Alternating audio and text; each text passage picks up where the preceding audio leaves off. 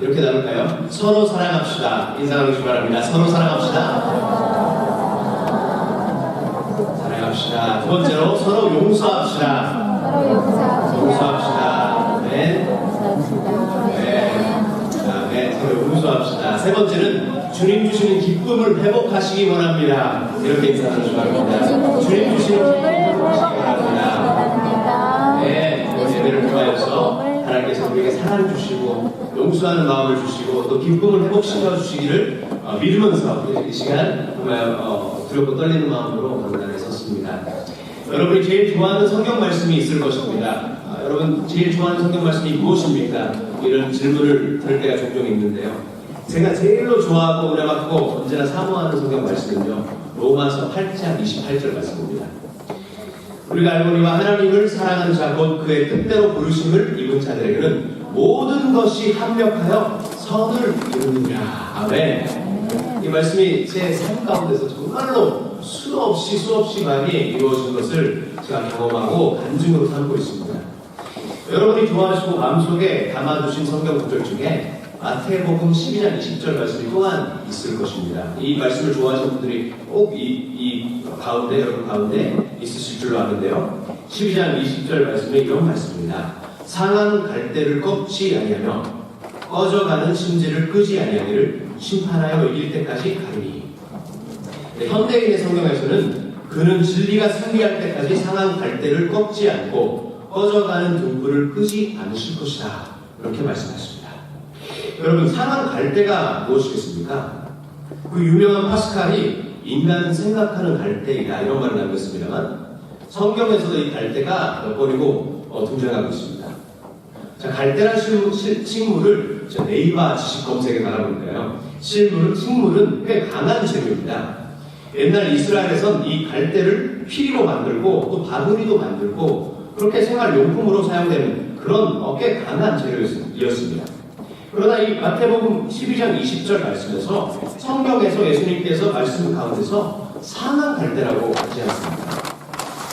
건강한 갈대는 쓸모가 있지만 상한 갈대는 그 어디서나 쓸모가 없는 그런 문제를 뜻하고 있습니다.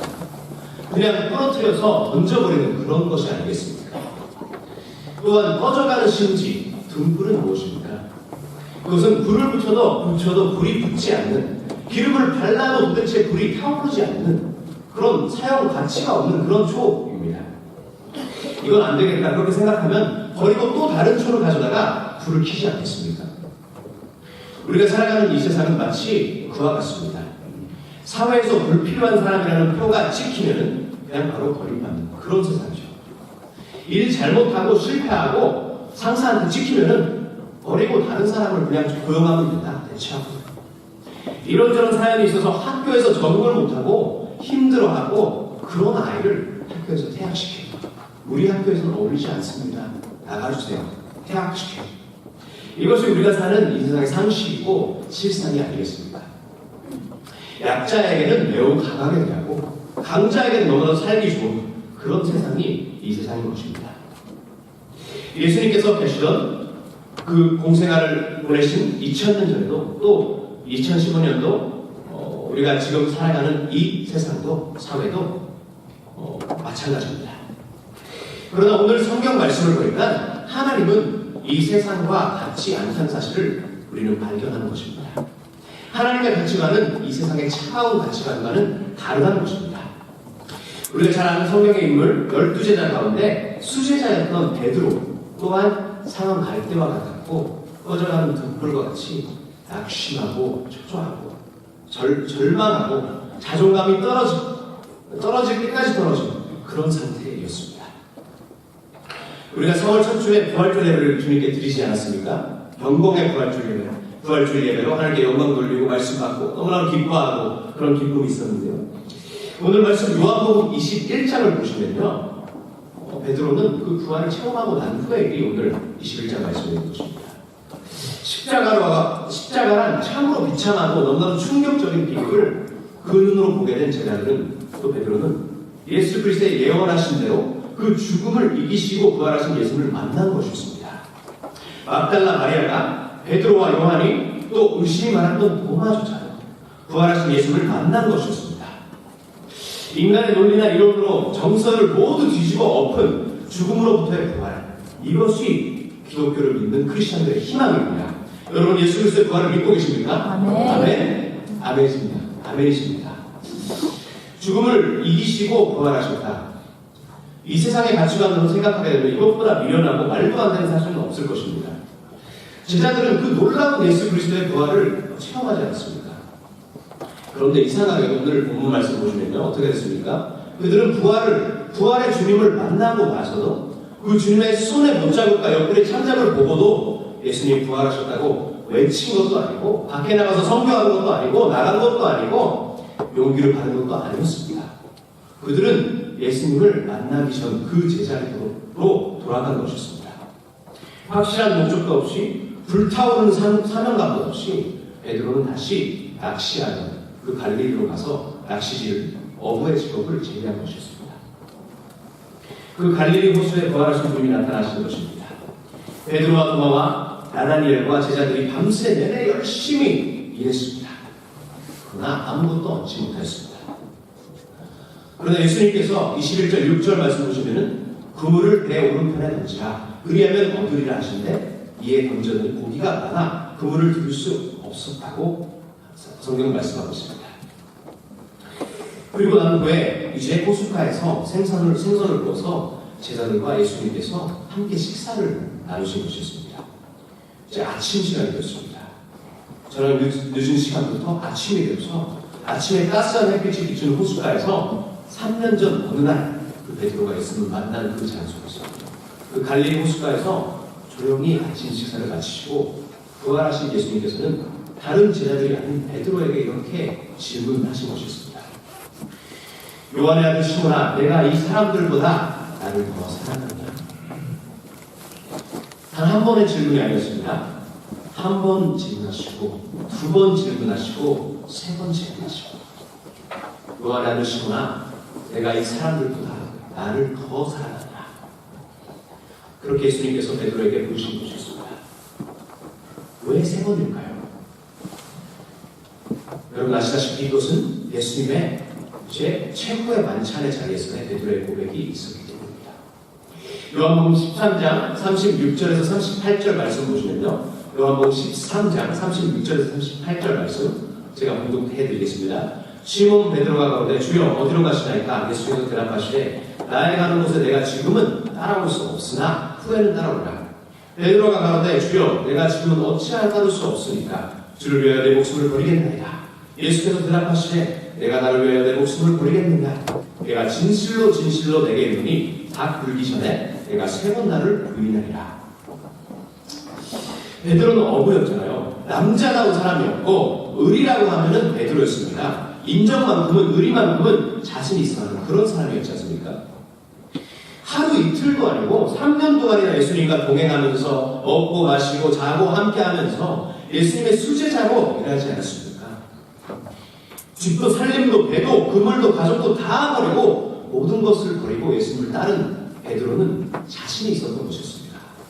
다른 제자들은 몰라도, 다른 애들은 몰라도 이 베드로만큼은 절대로 주님 곁을 떠날 수 없습니다. 떠나지 않겠습니다. 그러던 베드로가 예수님이 군병들과 제사장과 바리새인들과 그들에게 잡혀서 끌려가서 재판받고 채찍에 맞고 침뱉음을 받으시고 고통당하셨을 때에 예수님이 붙잡힌 그 현장에 있었습니다.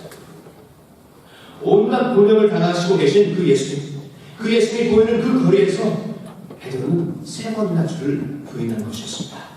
그토록 사랑했던 예수님을 자기 자신을 지키기 위해서 모르는 사람이라고 부정하고 또 강력하게 부인하고 마지막으로는 저주마저 한 것이었습니다.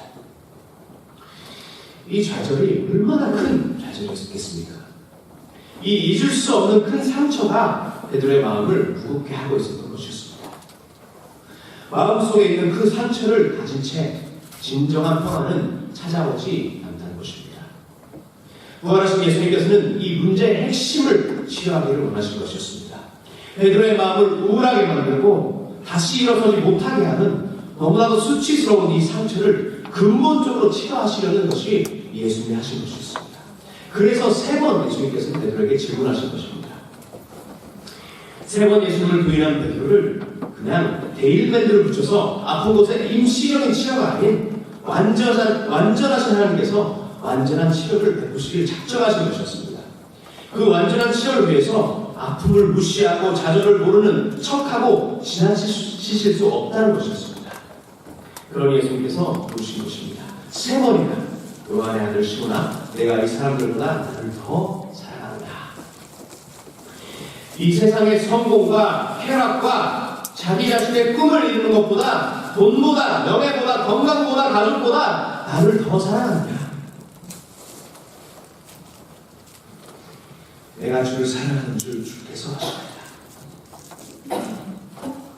과거에는 그토록 자신만만하게 죽어도 주님 곁을 떠나지 않겠습니다. 그렇게 외치는 그 베드로의 모습은 없고요. 이제 연약하기 짝이 없는 그런 약한 고백이 베드로의 입술에서 나온 것이었습니다. 그 질문과 답변을 세 번이나 반복하시면서 질문 그 대화 가운데서 베드로의 응어리를 치료하시고 제거하고 계시다는 사실입니다. 오늘의 본문 말씀에 이 예수님의 치료하심이 오늘 여기 앉아 계신 사랑하는 성도 여러분 가운데 있기를 주님의 이름으로 축원합니다. 축원합니다. 여러분 마음속 깊은 곳에서 숨어있던 과거의 상처가 있을 것입니다. 아픔이 있을 것입니다. 초라했던 실패가, 과거의 트라우마가 자기 자신이 자기 자신을 받아들일 수 없고 사랑할 수 없는 그런 자존감의 상실이, 실패와 낙심함이 예수님의 날카로우면서도 따스한 사랑의 음성으로 완전하게 치료받으시는 오늘 되시기를 주님의 이름으로 축원합니다. 여러분, 예수님께서는 과거에 그 어떤 일을 하시라도 그 과거에 집착하시는 분이 아니십니다. 여러분이 과거에 어떤 상처를 받으셨을지라도 학업에서, 인간관계에 있어서, 결혼에 있어서, 부부관계에 있어서, 사업에 실패하신 아픈 과거나 아니면 부자간의 관계에 있어서, 아니면 죄로 인해 상처 주고 상처받은 그런 어두운 그림자가 여러분 마음 가운데, 삶 가운데, 과거 가운데 있다 할지라도 예수님께서는 그 모든 아픈 기억으로부터 여러분을 해방하실 수 있으신 분이십니다. 그런 능력이 있으신 분이십니다. 지금 이 순간에 정말로 회개하고 예수 그리스도의 십자가의 피 흘리심을 믿고 죄사함을 믿음으로 받아들이신다면 예수님께서는 새로운 삶을 여러분에게 허락하실 수 있으신 분이십니다. 여러분 용서받으실 수 있습니다. 아멘. 여러분은 치료받으실 수 있습니다. 용서할 수 있게 된다는 것입니다. 오늘 여러분 가운데 처음으로 교회에 찾아오신 분들이 계시다면요, 꼭 이 예수님의 사랑을 체험하시기를 부탁을 드립니다. 혹시 여러분 가운데 주님을 멀리 떠났다가 다시 돌아오신 분들이 계시다면요, 이 예수님의 따스한 사랑을 체험하시길 바랍니다. 이 사랑보다 더 큰 사랑이 이 세상에서 어딜 찾아봐도 없습니다. 없을 것입니다. 자, 여기까지는 예수님께서 베드로를 향한 그 따스한 사랑에 대해서 함께 나누어 보았습니다. 자, 지금부터는 이 베드로가 체험한 예수님이 함께 계시다고 자부하는 크리스찬 되신 저와 여러분에게 다시금 하나님께서 말씀하시는 그 메시지를 받으시기 원합니다. 여러분, 우리는 이 베드로의 실패를 보고요, 너무나도 간단하게 베드로를 판단한다, 그런 성향이 있는 것입니다. 성경에 예수님이 말씀하셨지 않습니까? 남의 실패와 연약한 부분과 안 좋은 것들은 너무너무 눈에 띄고 있다는 사실입니다.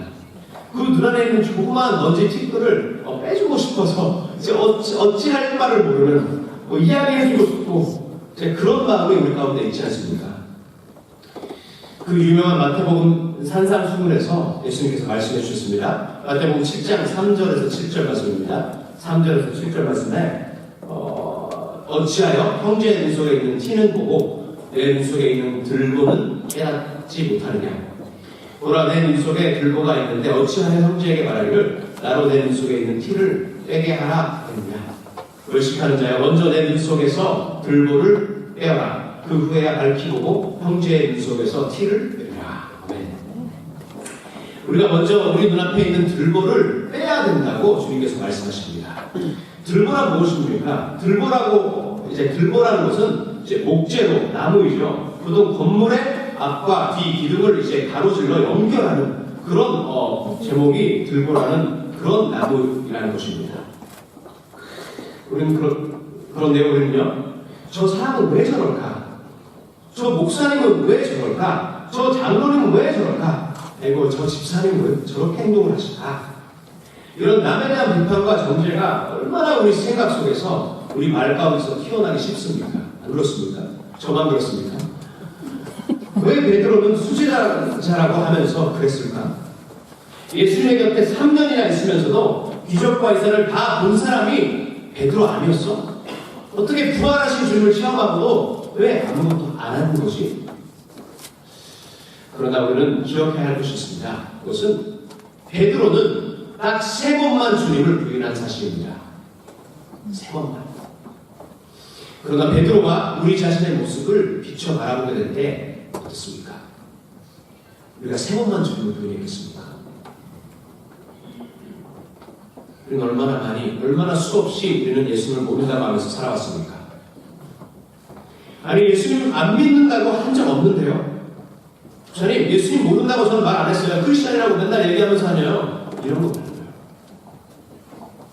그 십자가의 사랑도, 그 죄사함의 은혜도, 구원이 무엇인지 알고 느끼고 몸으로 마음으로 체험하고 믿음을 주님께서 허락하셨는데 우리는 얼마나 수도 없이 주님을 부인하고 있습니까?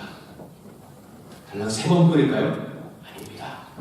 수십 번도 수백 번도 수천 번도 수만 번까지도 우리의 마음이, 우리의 행동이, 우리의 불신앙이 마치 예수님 안 계신 것처럼 그냥 교회 다닌다, 집사다, 장로다, 목사다, 크리스찬이라는 배지를 달면서 삶이 변하지 않고 기도도 찬양도 예배하는 마음도 먼저 그 나라와 일을 생각하는 그 믿음도 죄에 대한 두려움도 주님 앞에서 회개하는 회개 없이 먹고 마시고 하고 싶은 일 다 하면서 자기 자신의 멋대로 이 세상의 가치관으로 이 세상 사람들과 그 어떤 차이가 없는 삶이라면 혹시 그렇다면 말로 고백으로 나 예수님 몰라요.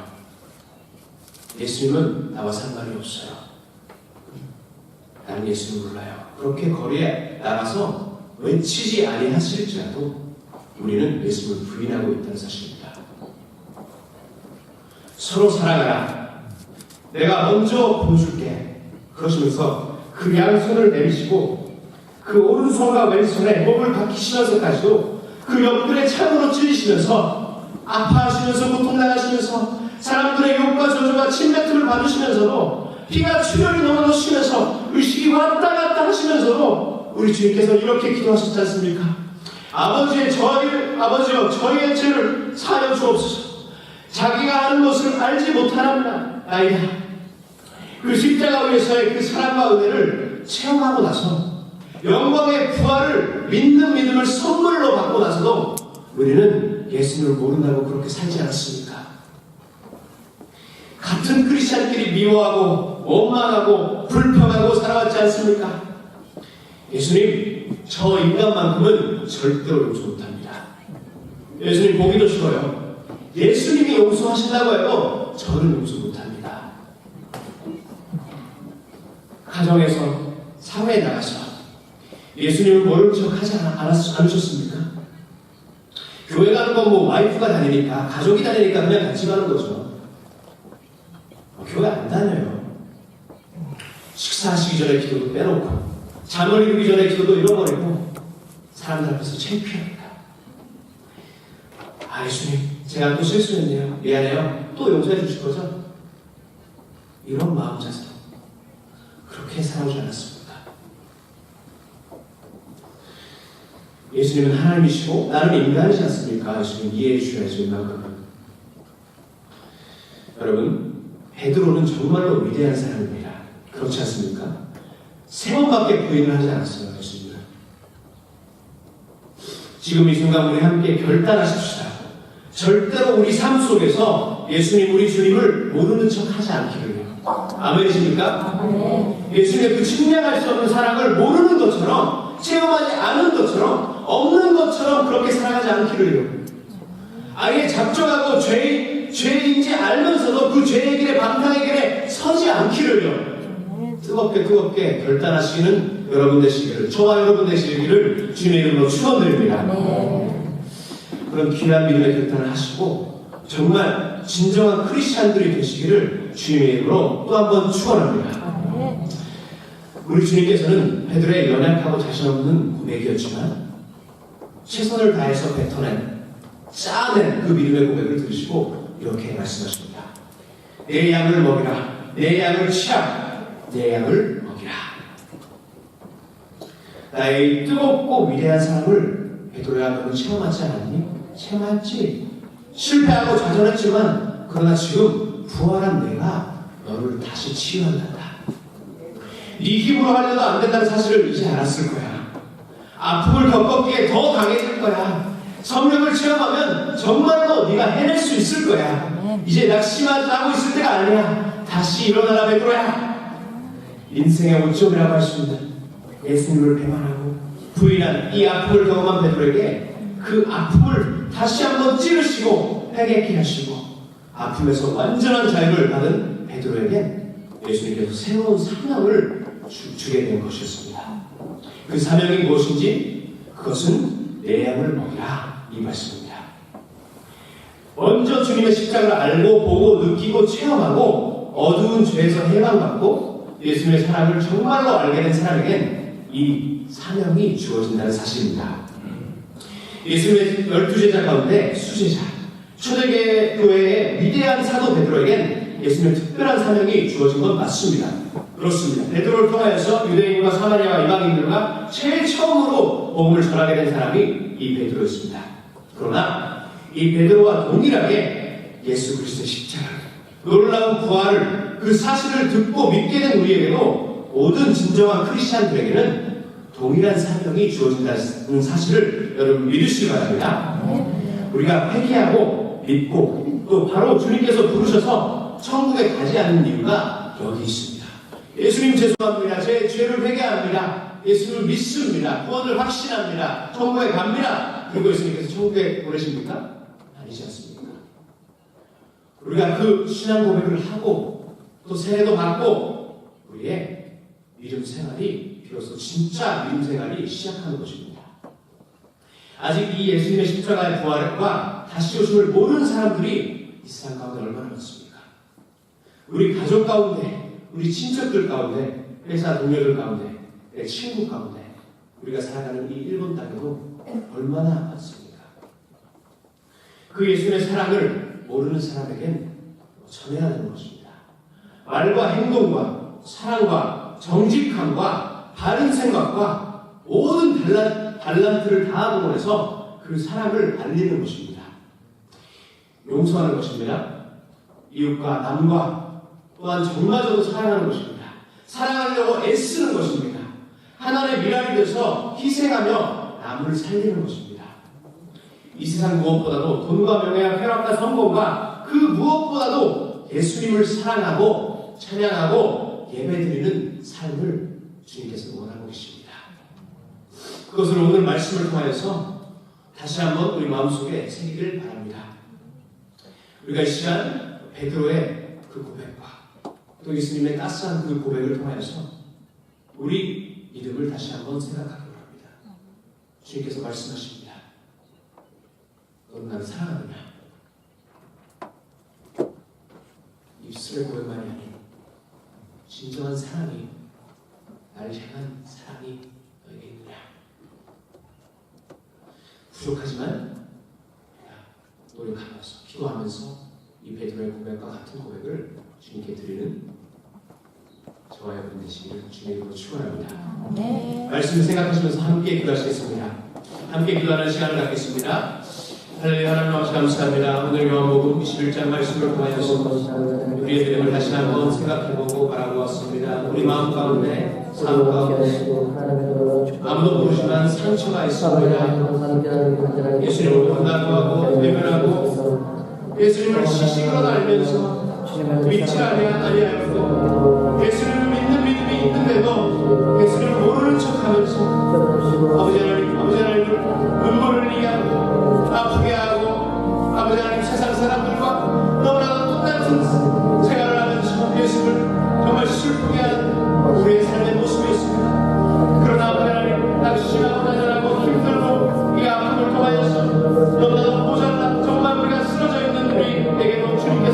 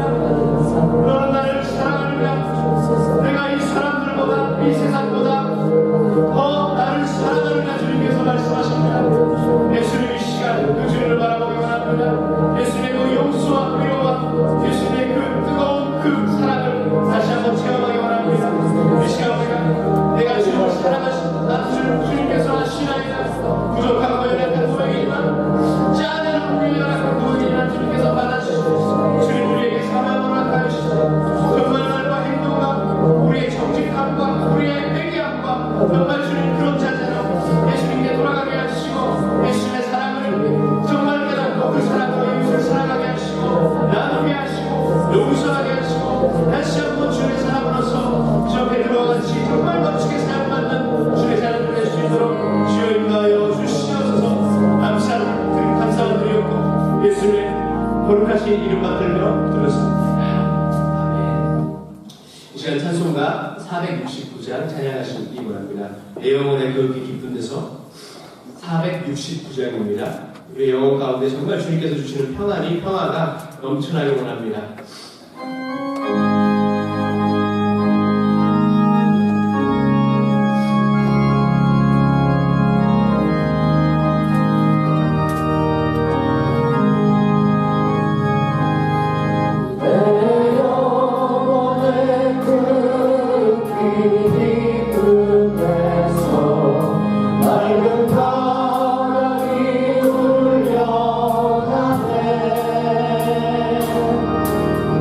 하늘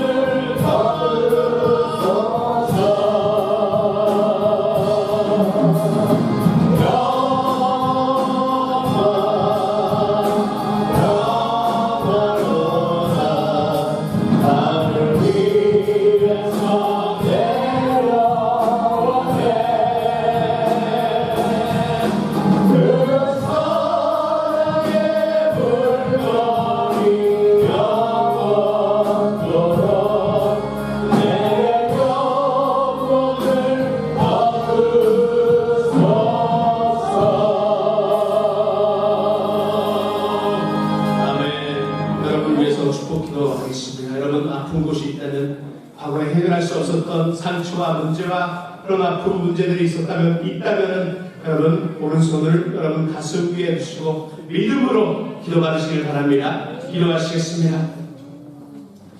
요한 아들 시몬아, 내가 나를 사랑하느냐? 예수님께서 세 번 부르실 때에 아버지 하나님, 우리는 담대하게 고백을 할 수가 없습니다. 부족하고 연약하고 저만한 인간인지라 실패하고 낙심하고 아버지 예수님의 십자가 부활을 믿고 또 느끼고 체험했음에도 불구하고 예수님을 모르는 것 같이 정말 연약한 존재들입니다. 우리는 연약하고 부족하고 주님을 모른다고 부인하는 그런 죄인입니다. 수없이 쓰러지고 문제로 사랑할 때와 같이 흔들리는 연약한 자들입니다. 그러나 주님께서는 그런 우리에게 또 기회를 주시기 원하시는 주님이실 줄로 믿습니다. 주님께서 우리의 실각 칼린 일에 찾아오셔서 우리를 먹여주시고 은혜 주시고 다시 회복하게 하시고 치료해 주시는 주님 감사를 드립니다. 예수님 절대로 인간의 힘으로 능력으로 어떻게 할 수 없는 문제, 어떻게 주님 우리의 힘으로 능과 힘으로 돈으로 명예로 어떻게 할 수 없는 과거의 아픔 문제들, 갈등들 예수님 이 시간 주님의 그 귀하신 손으로 치워서 안수하여 주시옵소서. 치료하셨다고 하셔서 주님께서 나음을 주시옵소서. 완전한 해방을 주시옵소서. 주님께서 자유를 주시네. 정말 그 자유를 얻고 예수님께서 주신 그 십자가의 종과 부활로 온 정말 그 평안을 우리가 마음껏 느끼면서 예수님 주님을 이제 부인하지 않고 예수님을 모른다고 하지 않고 세상에서 소금과 빛의 역할을 충분히 하고 남은 그런 축복을 우리가 받을 수 있도록 주여 축복하여 주시옵소서. 예수님 이름 받들며 간절히 부르사옵나이다. 네, 우리가 하나님께 박수 올려주시겠습니다. 할렐루야.